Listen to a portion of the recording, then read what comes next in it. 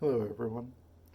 So in a recent Minor Musings video, I talked about the use of first-person pronouns, I, me, my, we, our, etc., which students are often told that they're not allowed to use in their writing.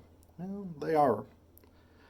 But there's another set of pronouns that students are also often told they're not allowed to use in their writing, and that's second-person pronouns. You, your, yours, and so on. The reason these were traditionally seen as a problem, I think, is that they encourage a sort of overly familiar direct address to the audience. And actually the thing that is, I think, problematic about second person pronouns is that they can get really overused. But there's a couple of contexts in which it's fine to use second person.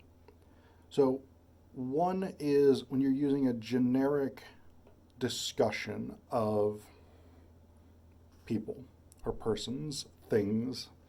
The sort of traditional and now somewhat stodgy and archaic way of doing it was to use the pronoun one, as in one could choose not to use second person pronouns in their writing.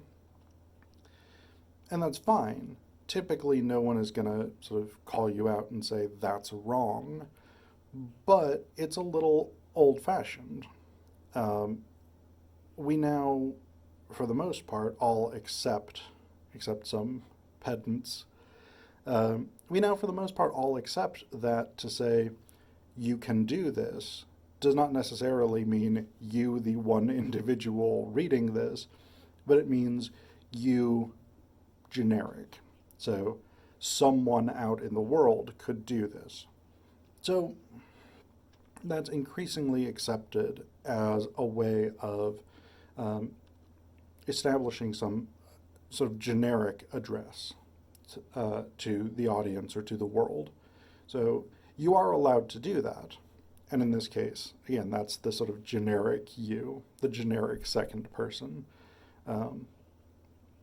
The other way in which people use second person is through narrative attempts to engage the audience. So this is especially useful for attention-grabbing strategies at the beginnings of essays, for instance.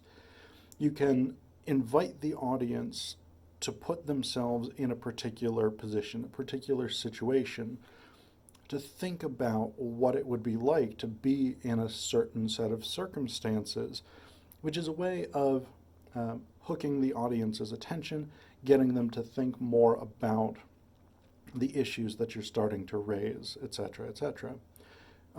We can do this through sort of narrative, through hypotheticals, etc., but that putting you as the pronoun for that is a way of getting the audience to feel a personal stake or a personal connection with whatever you're writing about. Thanks. As always with Minor Musings, if you found this advice useful or helpful, please let me know. And if you have additional questions or things that you want to get some feedback on, get some advice about, you can either shoot me an email at phillipzapkin@gmail.com, or you can post a comment on any of my Minor Musings videos. Thanks for watching.